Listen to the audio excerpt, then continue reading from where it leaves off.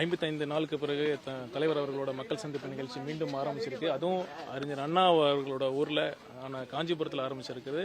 ரொம்ப சிறப்பாக நடந்தது. மக்களோட பெரும் வரவேற்பு பெற்றிருக்கு. தமிழக வெற்றி கழகத்தின் மீது என்னென்ன விமர்சனம் வச்சாங்களோ எல்லாத்துக்கும் தலைவர் பதில் சொல்லியிருக்காரு. குறிப்பாக நாங்கள் எப்பெல்லாம் ஆளும் கட்சியை பார்த்து ஆளும் அரசை பார்த்து ஒரு மக்கள் பிரச்சனை எழுப்பணும், அவங்க உடனடியாக அவங்க சொல்கிற ஒரே இது நாங்கள் தற்கொலை கொள்கை இல்லாத கூட்டம்னு சொல்லியிருக்காங்க. அதுக்கு பிறப்புக்கும் எல்லா உயிருக்கும் ஒரு கோட்பாடை வச்சு அது கட்சியோட ஒரு முதல் மாநாடே கொள்கை திருவிழான்னு அறிவிச்சு எங்களோட கொள்கையை அறிவிச்சதுக்கு அப்புறமும் தொடர்ந்து கொள்கை இல்லாத கூட்டம் தற்கொலைன்னு சொல்லிட்டு இருக்கிறதுக்கு தலைவர் தக்க பதிலடி கொடுத்தாருன்னா நான் சொல்லுவேன். இன்ஃபேக்ட் பெரியார் அவர்கள் பெயரையும் அறிஞர் அண்ணா அவர்கள் பெயரையும் வச்சுட்டு குடும்ப ஆட்சி ஊழல் பண்ணிட்டு இருக்கிற இவங்க தான் உண்மையான கொள்கை இல்லாத கூட்டம். அவங்களோட ஒரே கொள்கை தலைவர் சொன்ன மாதிரி கொள்ளையடிக்கிறது மட்டும்தான் அவங்க கூட்டம்.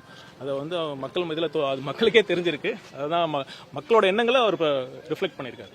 2026 தேர்தல் நெருங்கிட்டு இருக்கு. இப்போ அடுத்த கட்டமா மக்கள் சந்திப்புகள் உள்ளரங்கமாகவே நடக்க போதா, இல்ல சேலத்துக்கு விண்ணப்பிச்சிருந்தோம், அனுமதி மறுக்கப்பட்டது, மாற்று தேதி கேட்டாங்க, அடுத்தடுத்து எப்படி மக்கள் சந்திப்பு?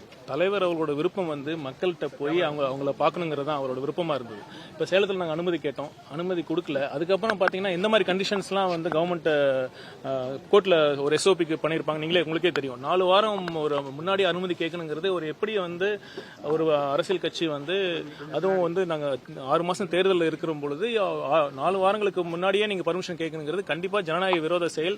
இது கண்டிப்பா திமுக தமிழக வெற்றி கழகத்தின் வளர்ச்சியை பார்த்து அவங்களோட அச்சத்தின் வெளிப்பாடாக தான் நாங்கள் பார்க்குறோம். ஒன்று நிச்சயம், என்ன தடுத்தாலும் தலைவரோட மக்கள் சந்திப்பு நிகழ்ச்சி தொடரும். தேர்தல் வாக்குறுதிகளுடைய சில ஐடியாக்களை இங்க மேடையில் பேசியிருந்தாரு. ஒரு வீட்டுக்கு ஒரு மோட்டார் சைக்கிள், அதே போல ஒரு கார் அப்படிங்கிற லட்சியம், அதுக்கான பொருளாதார வளர்ச்சியை உருவாக்கணும். அது எந்த அளவுக்கு சாத்தியம்? தலைவர் கிளியரா சொல்லியிருந்தாரு. அந்த அளவுக்கு ஏர்ன் பண்ற அளவுக்கு அவங்களோட பொருளாதார வளர்ச்சியை நாங்கள் மேம்படுத்தணும், அவங்க ஏர்ன் பண்ற அளவுக்கு அவங்க கெப்பாசிட்டி உருவாக்கணும் தான் சொன்னாரு.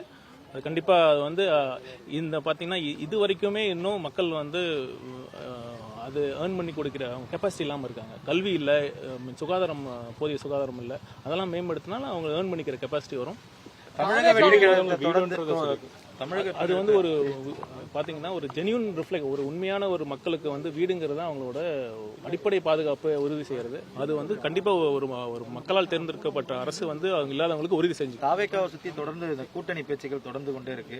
இன்னைக்கும் மறுபடியும் ஒரு தடவை உறுதி செஞ்சிருக்காரு, கொள்கை எதிரிகள் கூட நிச்சயமா நாங்க பாரபட்சமே இல்லாம இருக்க மாட்டோம், சேர மாட்டோம் அப்படின்றதுல கூட்டணி நிலைப்பாட்டுல உறுதியா இருக்க தாவேக்கா. கூட்டணி நிலைப்பாட்டில் எந்த மாற்றமும் இல்லைங்க. ஏற்கனவே சொன்னதுதான், அப்போ சொன்னதான் இப்போவும், இப்போ சொல்றதான் எப்பவும்.